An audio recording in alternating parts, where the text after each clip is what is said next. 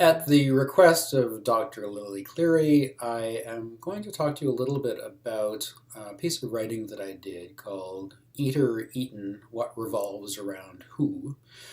And it's an investigation of some of the more performance-based artworks that I have produced as a way to investigate some of these questions that you are doing in this subject, and that I've been trying to do for quite a while in a bunch of different contexts. I find performance to be a very useful investigative tool. It's a research method, it's a form of output, it's many things at once, and so it also helps destabilize some of the conventional framing systems around academic work. Art that is also academic, or academia that is also artistic, helps blur the boundaries between the practices within gastronomy, and then also helps sometimes reveal some of the questions that we are interested in exploring and reveal some of the responses to those questions in ways that wouldn't have ordinarily come out if we had limited ourselves to more conventional disciplinary practices. So art messes around with things, and when it comes to power and food, I think it's very much worth messing around with stuff. For this particular video, I've introduced my new environment of the bedroom. Since these works are of a more intimate nature, I thought maybe a little, relatively a little bit more intimacy would be appropriate in the background. So in this paper, I'm really trying to explore how different forms of performance-based art can help reveal the hierarchies that exist between food and humans, and how those hierarchies can be problematic when it comes to asking some of our more profound questions in food research and in issues related to power and gastronomy. Performance, if you will allow me to read, does a few things that other forms of research do not. Performance incorporates material and linguistic agency. It deals with the intersubjectivity of subject and object, the thing that is doing the research and the thing that is being researched.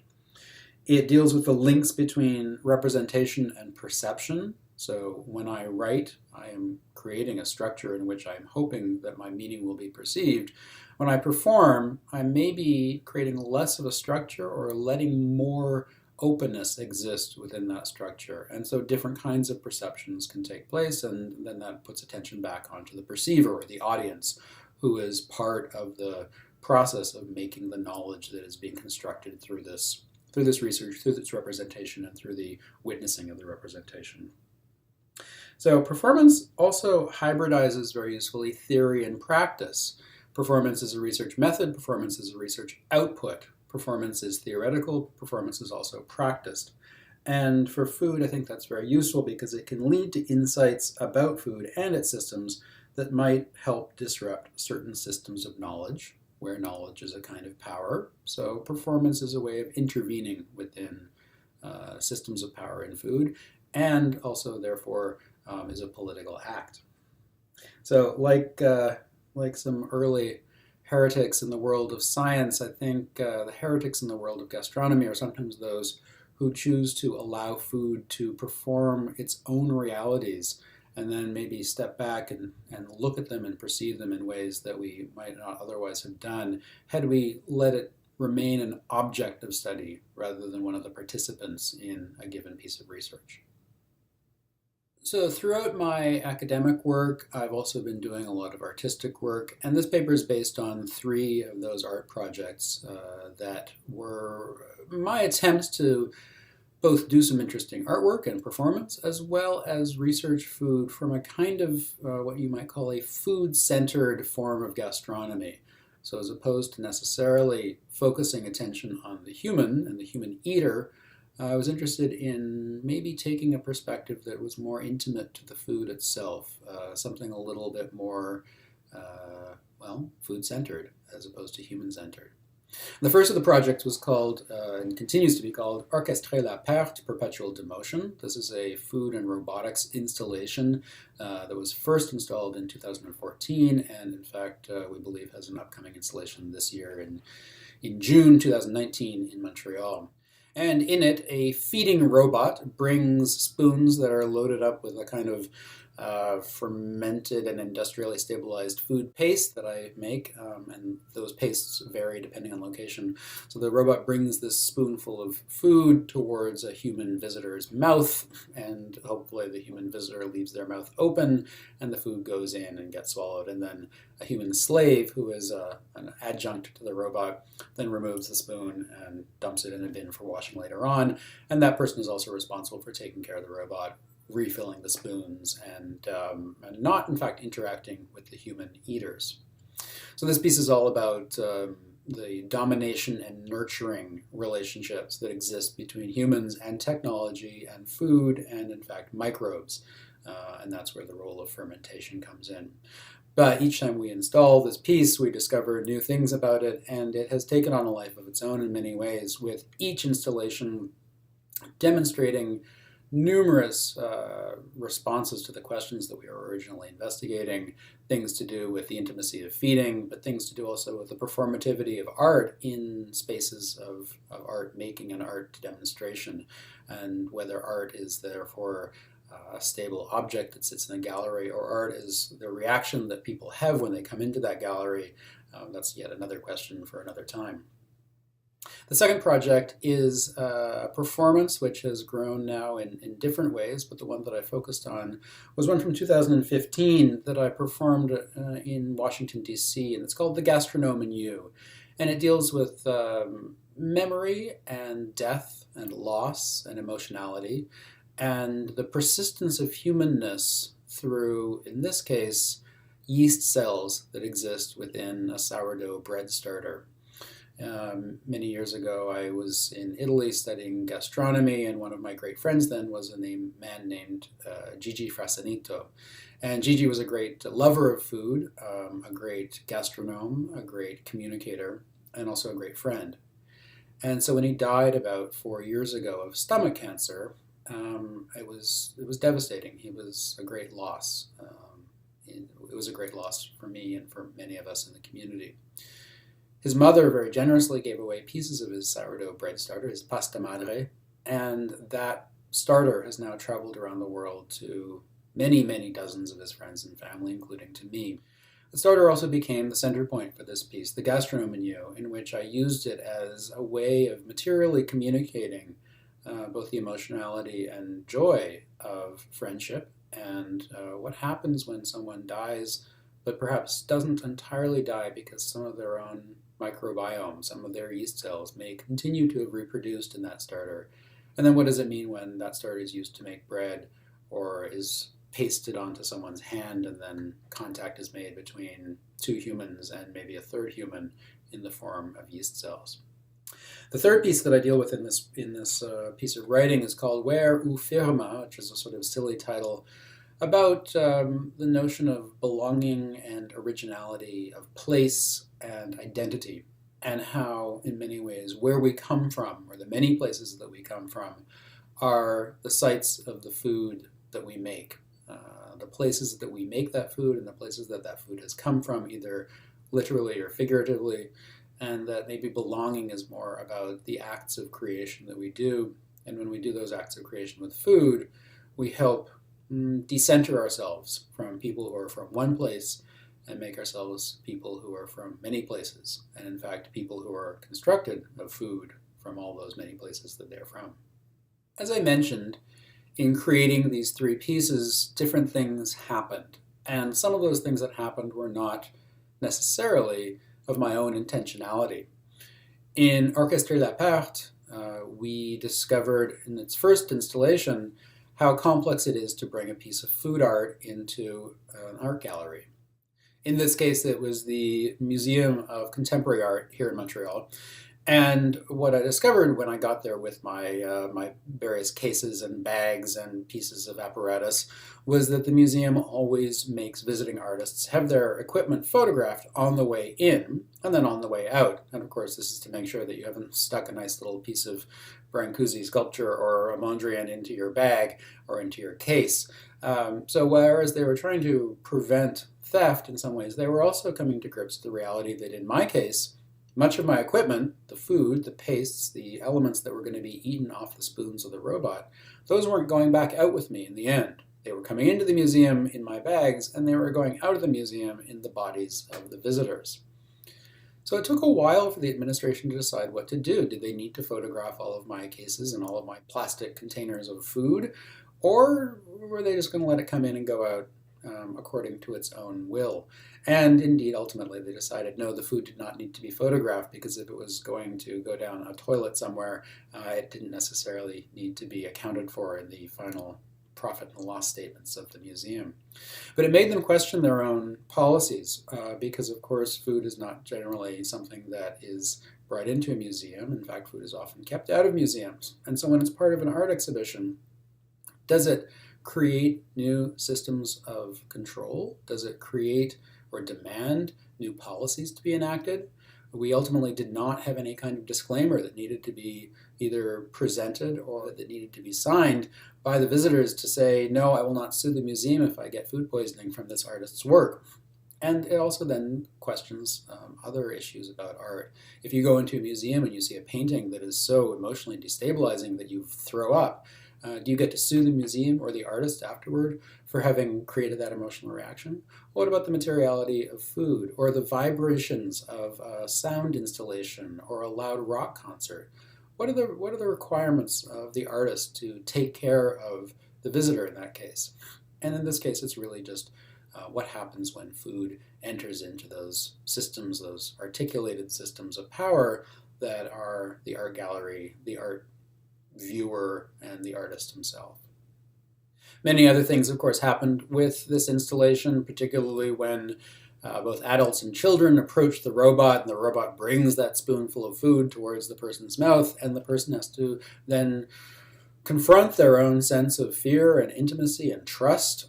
They have to wonder what's in the spoon. The spoonfuls of food were not identified, the recipes were not given. They were then suddenly on display in front of a whole bunch of other people in this museum. They were then performing the art themselves. All of these things happen, again, because when you introduce something like food into a conventional space of art viewing, it messes around with things. It destabilizes systems that have been in place for years. And of course, that's why I was so interested in doing this installation, and that's why I engage with performance and art so much when it comes to food.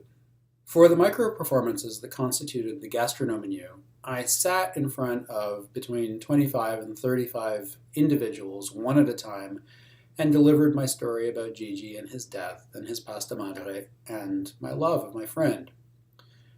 And so while this was a performance in a more theatrical sense, it was also a chance for me, as the person who had lived through that story, to examine my own intimacy as a friend, an academic, an artist, maybe an activist, maybe someone who's trying to change some of the ways that food is examined and studied and related and talked about, and also a chance for me to recognize all of those parts of myself as one whole human being.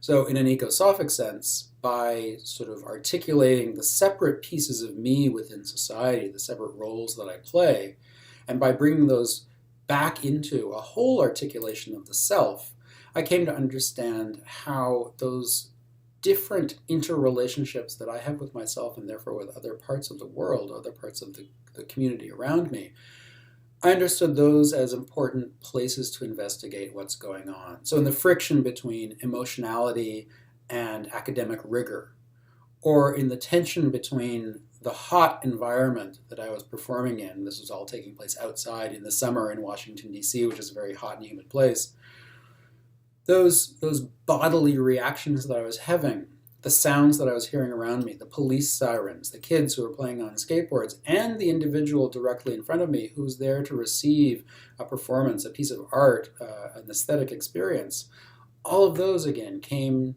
for me to be recognized as complexly articulated together, and therefore producing a kind of power relationship that had not necessarily been understood by me previously. That is, how the body and the story and the outside world all come together as one within performance, and how food therefore can be a point of connection between all of those different elements within that articulated system. Was it absolutely necessary that food play a role in this performance? No, it could have been other elements. It could have been other material objects or material and confederacies that I brought into the space. But for me, food, because of its connective power, because of its sort of universal understanding between individuals, because we all know what it means to eat, and most of us know what it means to eat bread. In that case, food became a very common articulation point around which those other objects or other agencies or other humans or other experiences could dance. And so food served as a kind of glue, as a kind of unifier, and maybe as the center point on which this gastronomic performance could reside. Once again, coming back to my original text and looking at that third performance, Where ou ferme, I asked myself and then others, where am I from? Because as a Canadian, Irish, and American citizen, born in Boston to a first-generation Jewish immigrant and a fifth-generation Canadian who was herself of Scottish-English heritage, but at that time was an immigrant to the United States, and having lived in 10 cities, but now being very firmly anchored in Montreal, although I am at that point working for a university in Italy and now speaking to a university in Australia, I'm constantly provoked emotionally and intellectually when I am asked where I am from. Where am I from? Here in Quebec, identity politics is very powerful. And so when people hear me as an Anglophone and say, well, you're not from here, and I say, well, yes, I absolutely am from here. I was not born here, but I am from here. This question is powerful. This question is a complex one of identity politics, but then also of a perception of the self within society and within the larger environment. It's an ecosophic question. And so Where ou ferme was about me representing answers to the question, where are you from, through different gestures, through the materiality of the food I was making during the performance, through the spaces that I was making it in, and ultimately then with the audiences who were in those spaces with me. So where I was from in that very moment was a table in a living room in a very lovely house in Singapore. And where I was from the people's imaginations who were around me. Where I was from was also perpetually all those other countries and cities and identities that make me who I am. And so the question, where are you from, then had to turn into other questions. Why does it matter? Where does belonging sit if I'm no longer in the place that I belong to? What does it mean to belong to a place? Or maybe we should be asking, how does a place belong to me? And again, using food as the center point of this action, even though, yes, there were a lot of humans in the room, and there was space, and there was language, but the food itself kept drawing us back to asking the different questions, asking questions not about origin, but maybe about trajectories, maybe about pathways, and maybe about the translations and the articulations between food and humans and language and meaning, identity, place, well, and time and space and the great beyond. When I first set about to write this article, I wanted to come up with a motif that would be relevant, that would be playful, and that might provoke me to think about my subject in a different way. And so the subtitle, What Revolves Around Whom, or no, What Revolves Around Who, this question of revolution became important to me, because of course revolution means different things. There's the circular gesture that revolution implies, but there's also the change that a revolution in the more global political sense implies. Is revolution change? Very often in a revolution, power gets destabilized for a time, but then it gets re-centralized in a different set of hands, and very often the same problems re-arise in the society that has just enacted that revolution. So in that sense, a revolution is indeed circular. It often brings the situation back to where it began. But revolution also, maybe during the course of it, helps us perceive our situation or our political construct from a different angle. So maybe it's the process of revolution and not the outcome that is important. Certainly that's the case with performance for me. The outcome of performance is a performance, and sometimes it's great to watch and sometimes it's great to do. But really, what happens for me that is most powerful in performance, and the reason that I keep doing it, is that it transforms me. It helps me see things from different angles as I'm going through the revolutions that it involves. And it keeps making me ask the questions, who's revolving here? Is it me going around something? Is it something going around me? Is food my center point, or am I the center point of food?